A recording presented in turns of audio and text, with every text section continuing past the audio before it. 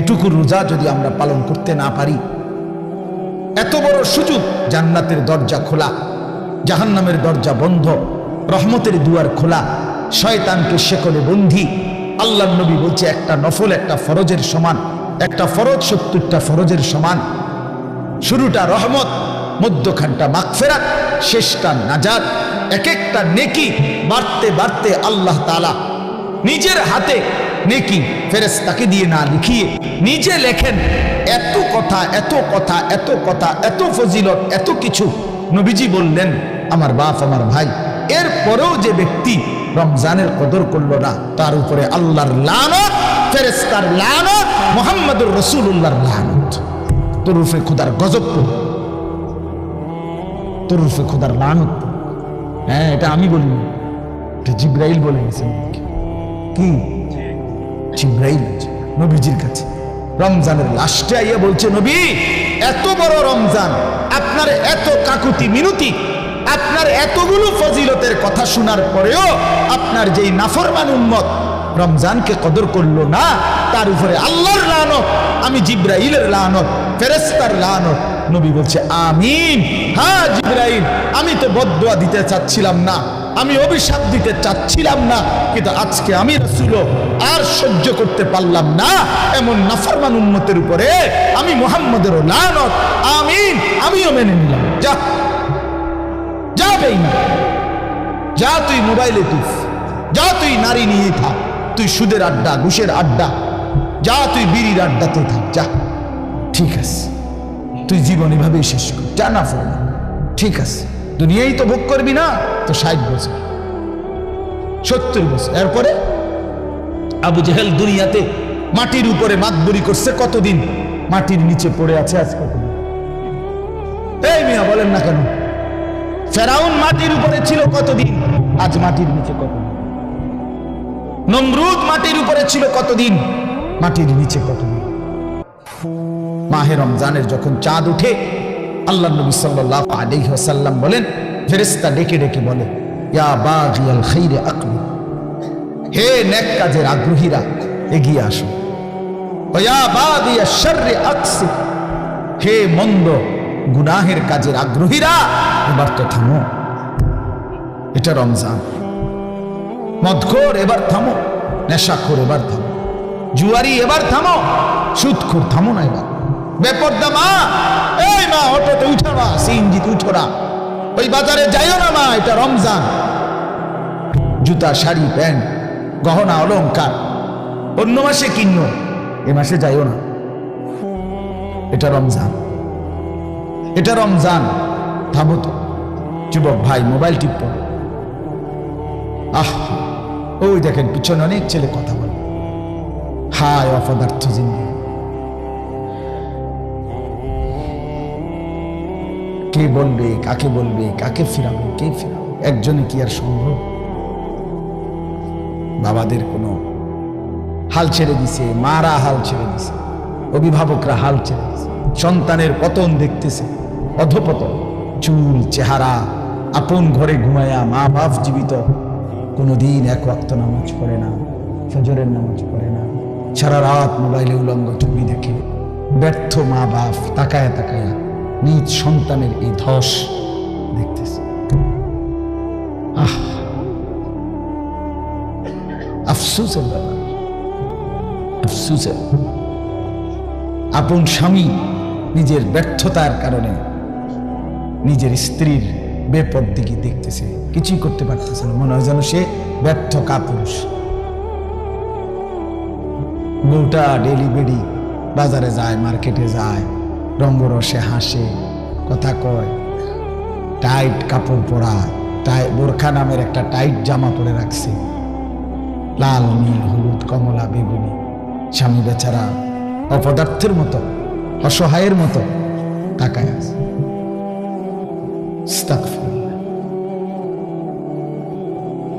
এই পর্যন্ত কোন ইমানদারের বউ বেপর্দার সুযোগ দেয় নাই, এই কারণে কোন ইমানদারের বউ যায় নাই, কাপুরুষের বউ যায়। এই পর্যন্ত যত বেড়ি বাগছে আরেক বেড়া লইয়া, আগের থেকেই অপদার্থ যাবে না, এবার বউ ভেঙে গেছে। কথা বুঝছেন? দিন যে মানে সে ক্ষতিগ্রস্ত হয় না,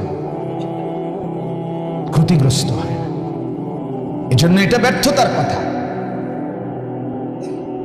রাগ হবেন না চাচা, এটা কাপুরুষের কথা। জনকার ফুলাফানি শুনে না মানে তো আপনি সিদ্ধান্ত নিয়ে নিলেন। কে কেমনে সিদ্ধান্ত নিলেন? অনকার ফুতে আর কথা শুনে না কেন? সেই পুতে, যে পুতে কথাই শুনে না, আপনার চোখের সামনে আপনার ছেলে নামাজ পড়বে না, একটা সাজদা দিবে না, এত বড় নাফরমান আপনার সম্পত্তি ভোগ করবে, এত বড় নাফরমান আপনার ঘরে খাবে, ঘুমাবে, দুনিয়া ভোগ করবে, আপনি বেঁচে থাকতে এটা মেনে নেবেন কেন মিয়া? আপনার ফুট, আপনার ব্যর্থতা তাই এটা। আপনি জীবন চিনেন নাই, আপনি কর্তব্য চিনেন নাই। কর্তব্য তো আল্লাহ বলে দিছে, ওয়ামুর আহলাকা বিসসালাহ, তোমার স্ত্রী সন্তান পরিবারকে নামাজের আদেশ করো, ওয়াসতাবির আলাইহা, পরিবারকে নামাজের আদেশের সাথে সাথে নিজেও নামাজের উপরে মজবুত থাকো। কথা তো ছিলই। আপনার জিম্মাদারি কি ছিল? আমি আমার স্পষ্ট মনে আছে, আমি আমার আব্বারে প্রায় বলি আমি এই কথা। আমার আব্বারে আমার জীবনে আমি একবার বলছিলাম, পড়ালেখার জীবনে, আব্বা আমি এই মাদ্রাসায় পড়তাম না, আমার মাদ্রাসাটা বদলাই দিবে শুধু। কসম খোদা, আমার আব্বা সাথে সাথে বলছে, বেটা পরের বেলা ভাতের লোকমা আমার ঘরে দিও না, এক লোকমা ভাত খাইবে না, সাবধান বেরো। আমি যেখানে পড়তে দিছি এখানেই পড়তে হবে, নয়তো তোমার মতো করে কামাই করে ফরো, নইলে ঘাস কাটো যাও। আমি কানতে কানতে চলে গেছি মাদ্রাসায়। বুঝছি এই বাপ শক্ত বাপ, এই বাপ আসলে ভাত খাইতে দিব না।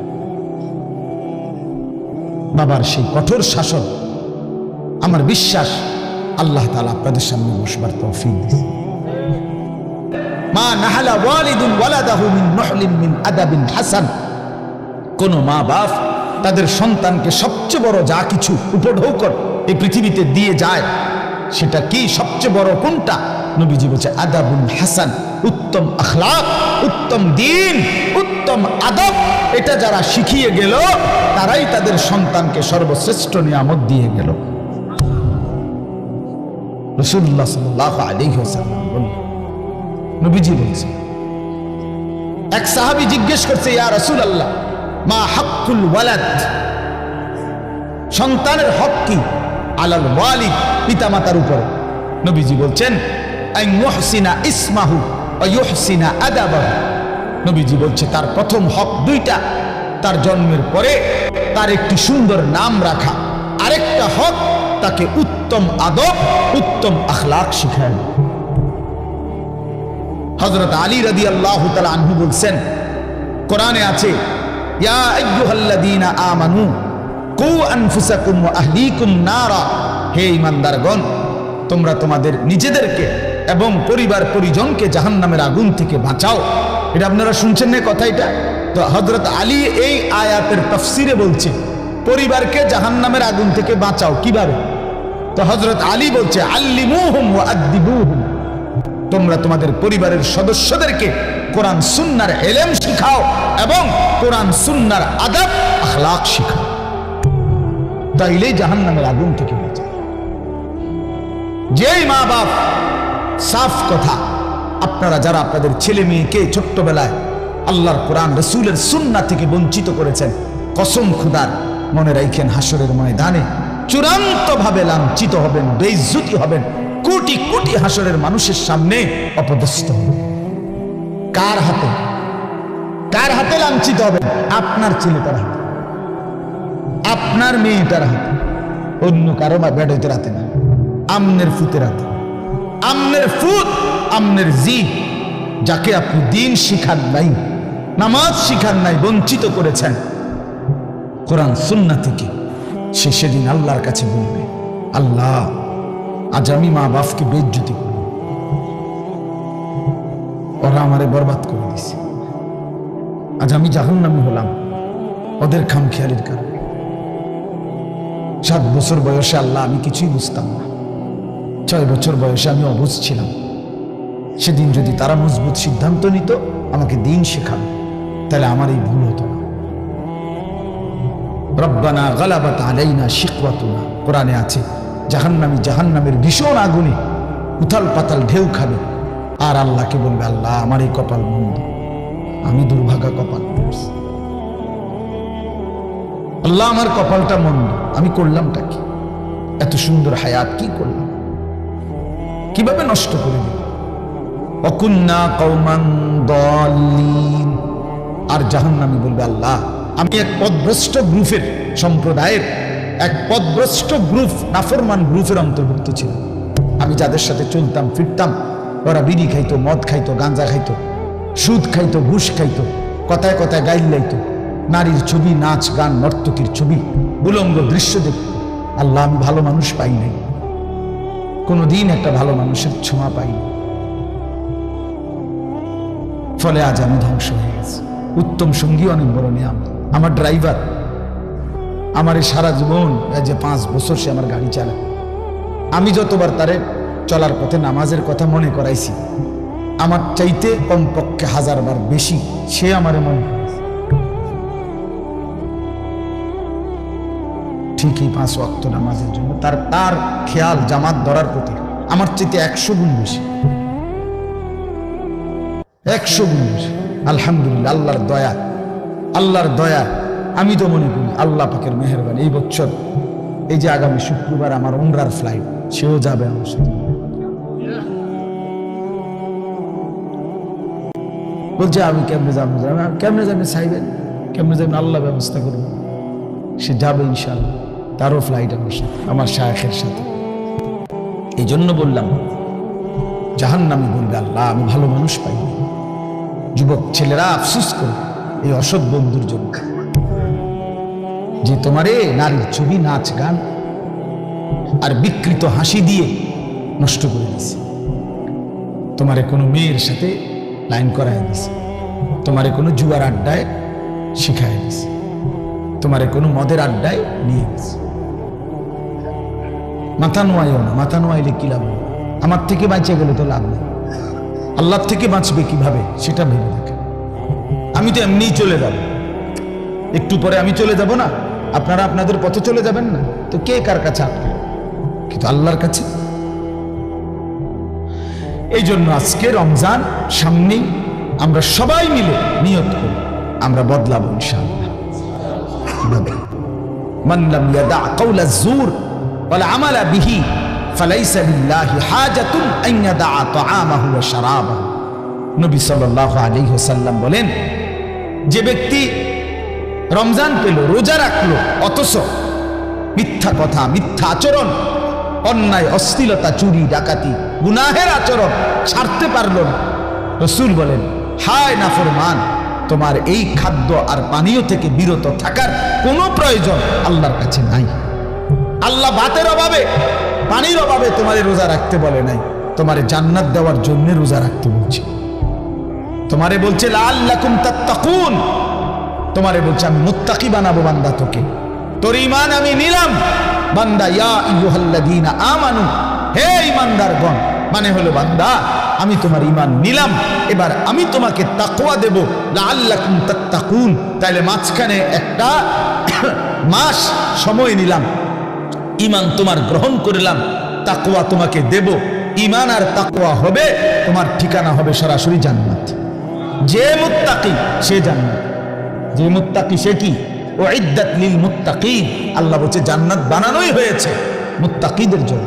আল্লাহ বলে আমি একটা মাস সময় নিলাম, 30টা দিন বান্দা গুনাহ ছেড়ে দাও, আমার ইবাদতে ডুবে যাও, লেগে যাও। 30 দিনের মাথায় আমি তোমারে মুত্তাকি বানাবো, জান্নাতি বানাবো। ঈমান তোমার পাসপোর্ট, তাকওয়া তোমার ভিসা। পাসপোর্ট নিলাম রোজার আগে, ঈমান নিলাম, একটা মাস রোজার মাস, গুনাহ থেকে বাঁচবা, ইবাদতে লাগবা। 30 দিনের মাথায় আমি আল্লাহ ঈমানের পাসপোর্টে তাকওয়ার ভিসা লাগায় দেব, জান্নাতের ফ্লাইট উড়ায় দেব। ঈদের দিন ফ্লাইট, ফ্লাইট কোন দিন? ঈদের দিন ফ্লাইট, ঈদের দিন ফ্লাইট, 1 মাসে ফ্লাইট, 1 মাসে 31 দিন যাব না, হয় 30, নয় বার লাগলে 29, মাগার 31 লাগবে না। 31 রোদ বৃষ্টি, শীত হোক গরম হোক। ফ্লাইট কোন দিন? ঈদের দিন, জান্নাতের ফ্লাইট। হাদিসে আছে ঈদের দিন আল্লাহর নেয়ামত প্রাপ্ত জান্নাতি বান্দা রোজাদার যখন আল্লাহর ইবাদত ঈদের নামাজ পড়ে তো ফেরেশতারা ডেকে বলে, যাও আল্লাহর বান্দা, খুশি খুশি যাও, কাদ গাফারাল্লাহু লাকুম, আল্লাহ তোমাকে পুরা মাফ করে দিয়েছে, যাও খুশি খুশি। ফারজিউ রাশিদিনা ইলা রিহালি, যার যার ঘরে খুশি খুশি দিলে সন্তুষ্ট চিত্তে ফিরে যাও, যাও রেডি হও জান্নাতের জন্য প্রস্তুতি নাও। এই জন্য ইনশাআল্লাহ রমজানকে কাজে লাগাও। ঠিক আছে ইনশাআল্লাহ? বলেন ইনশাআল্লাহ। দেখেন আল্লাহ স্পষ্ট বলছে 5টা আয়াতে কোরআনুল কারীমের সূরা বাকারা 183 নম্বর আয়াত থেকে 187, 5টি আয়াতে রোজার কথা, রমজানের কথা বিস্তারিত বলছে। বলে আল্লাহ লাস্ট বলছে কাযালিকা ইউবাইয়িনুল্লাহু আয়াতিহি লিন-নাস, আল্লাহ বলে বন্ধু আমি এভাবেই পরিষ্কার করে আমার বান্দাদের জন্য আমার আয়াত, আমার বিধান, আমার কথা স্পষ্ট করে বলে দিলাম, লাআল্লাহুম ইয়াত্তাকুন, যেন সকলেই মুত্তাকি হতে পারে, জান্নাতি হতে পারে। এটা হলো 187 নম্বর আয়াত। কথা শেষ করছে কথা আল্লাহ বলছে, আল্লাহ বলছে বান্দা আমি সবচেয়ে কমাইছি, সবচেয়ে সহজ করছি, সবচেয়ে ছোট করে আনছি রোজা শুধু তোমাদের জন্য। আখিরি নবীর উম্মত তোমরা, আমার আখিরি বন্ধুর উম্মত, তোমাদের জন্য আমি সবচেয়ে সহজ করছি রোজা। পূর্ববর্তী জাতির, যারা পূর্ববর্তী জাতি তাদের রোজার নিয়ম কানুন, রোজা ছিল সবার, কিন্তু নিয়ম কানুনের মধ্যে বিপরীত ছিল। বিশেষ করে আমাদের নবী সাল্লাল্লাহু আলাইহি সাল্লামের সাহাবায়ে কেরামের আমলে তাফসীরে আছে স্পষ্ট, ওলামায়ে কেরাম জানে যখন রোজা ফরজ হয়েছে, মজার কথা শুনুন, যখন রোজা শুরু হয়েছে সাহাবীদের জামানায়, তখন রোজা কেমনে রাখত? নিয়ম ছিল সন্ধ্যাবেলায় ইফতার করার পরে, ইফতার করে না সূর্য ডুবলে, তো এই সময় ইফতার করার পরে এই বাকি যে রাতটা, এই রাতে যতক্ষণ সজাগ থাকবে প্রথম, এতক্ষণই খানা দানা, স্ত্রী মিলন এগুলো করতে পারবে। কিন্তু যদি ঘুমাইয়া যায় 10 মিনিটের লাগবে, 1 মিনিটের লাগবে, শুয়ে লাইলে চোখ বন্ধ, ঘুমা এসে গেলে পরের দিনের রোজা শুরু। হ্যাঁ, এটাই বিধান নবীজির জামানা, সাহাবীদের জামানা প্রথম শুরু হয়েছিল এভাবে, রোজার বিধান ছিল এভাবে।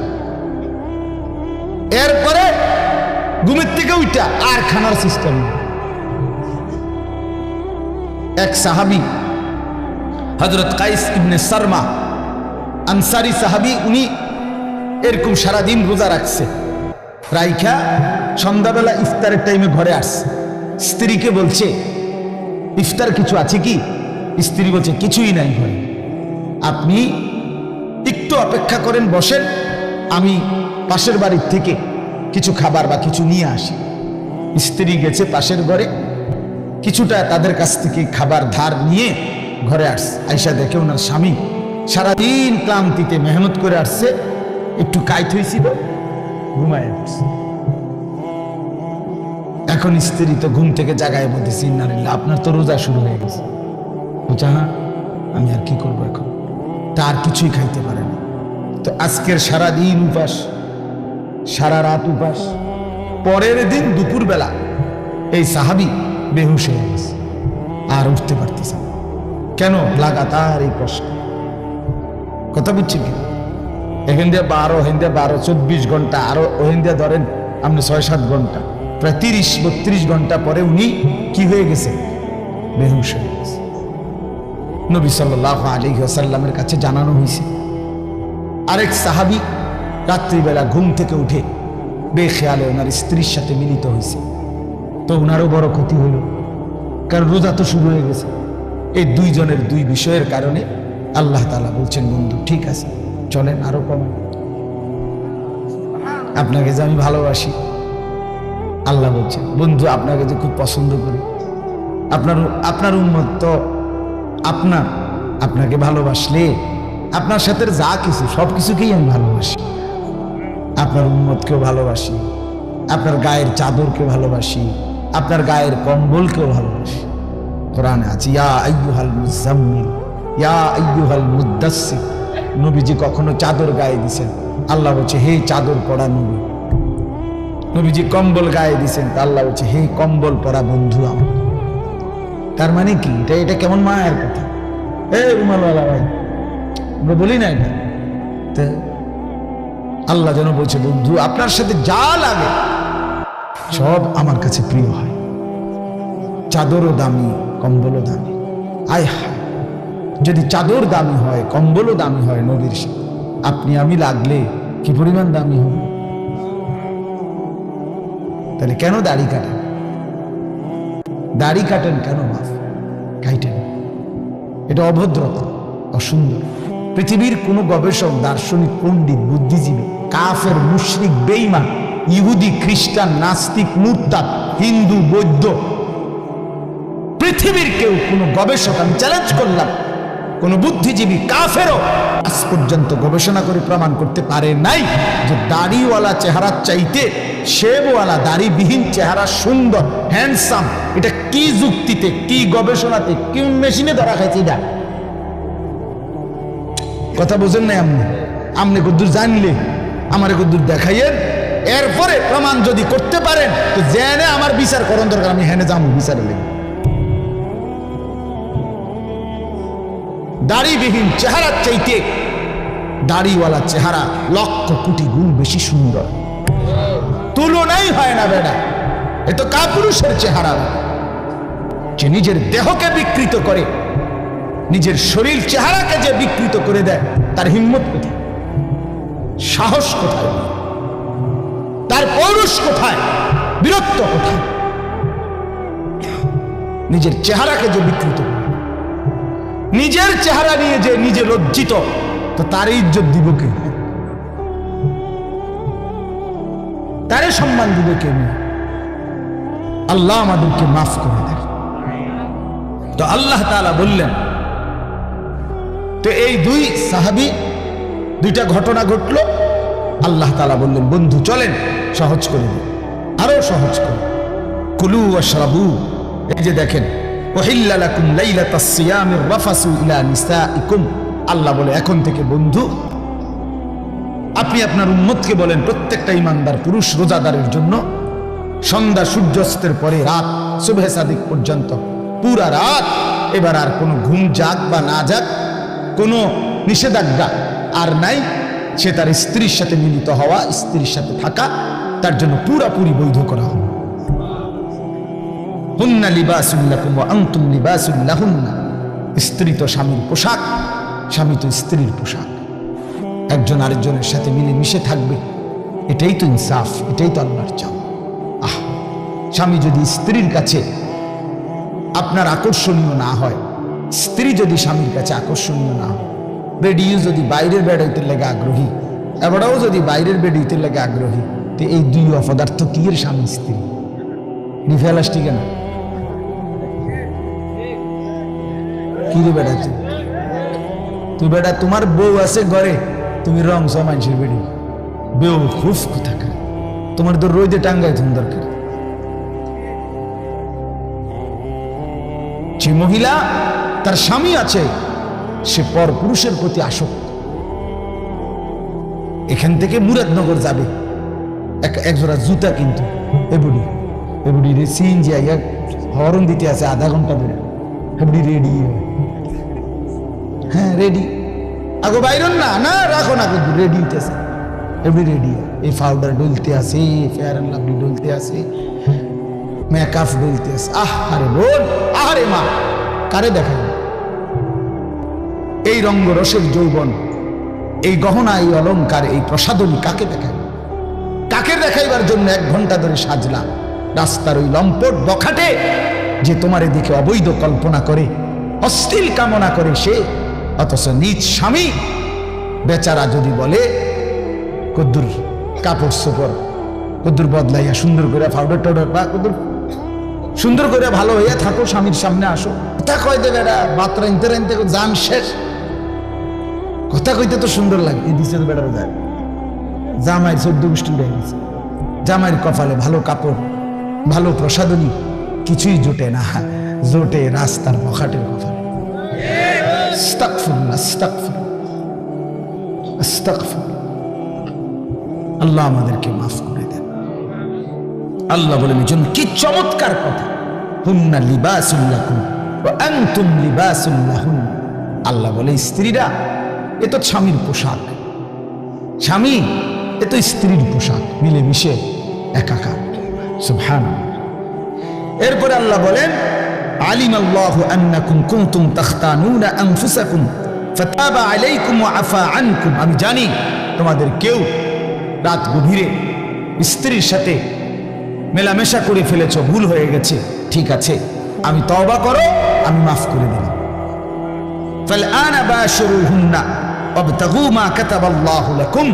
এখন আমি তোমাদের জন্য অনুমতি দিয়ে দিলাম, এখন হালাল করে দিলাম, বৈধ করে দিলাম, তোমরা আমার সিদ্ধান্ত হুকুম তালাশ করো, অর্থাৎ এখন তোমাদের জন্য অনুমতি দেওয়া হয়।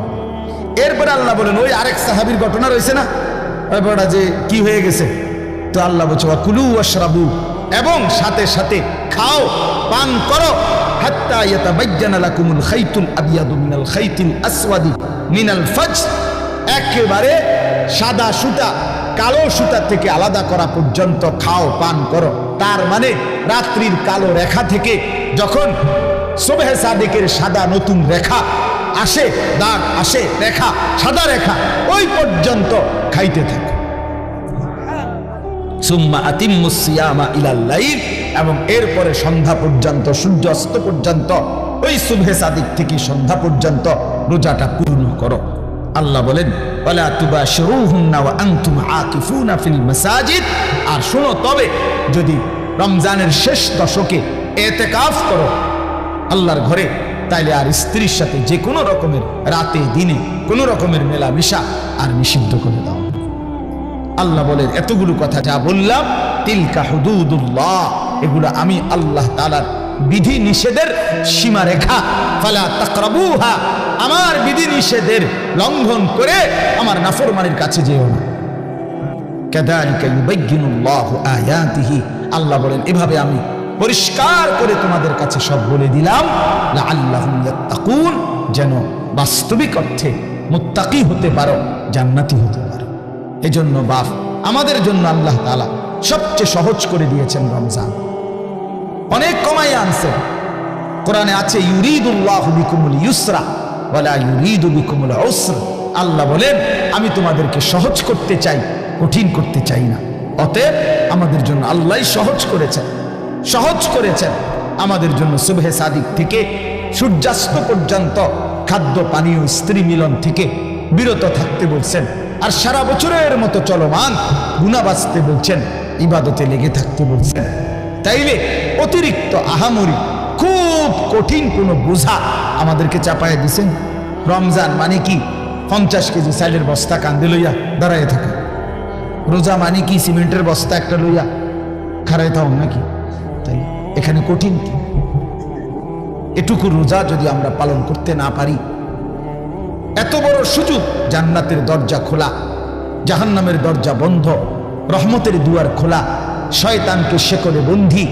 আল্লাহর নবী বলছে একটা নফল একটা ফরজের সমান, একটা ফরজ 70টা ফরজের সমান। শুরুটা রহমত, মধ্যখানটা মাগফিরাত, শেষটা নাজাত।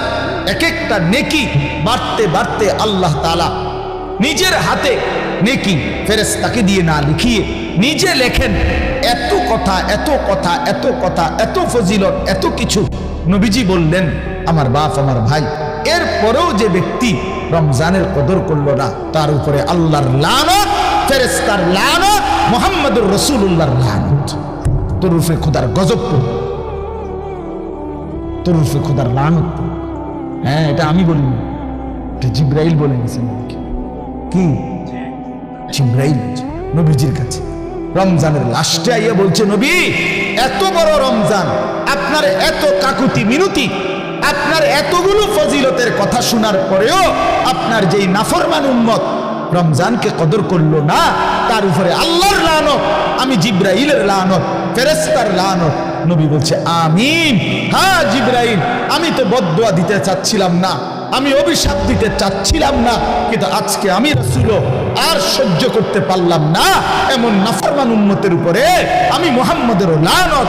আমিন, আমিও মেনে নিলাম। যা যা বেঈমান, যা তুই মোবাইলে তুই, যা তুই নারী নিয়ে থাক, তুই সুদের আড্ডা, ঘুষের আড্ডা, যা তুই বিড়ির আড্ডাতে থাক, যা, ঠিক আছে, তুই জীবন এভাবেই শেষ কর, যা না ফেলে, ঠিক আছে, দুনিয়াই তো ভোগ করবি না তো 60 বছর 70 বছর। এরপরে আবু জেহেল দুনিয়াতে মাটির উপরে মাতবরি করছে কতদিন, মাটির নিচে পড়ে আছে আজ কতদিন?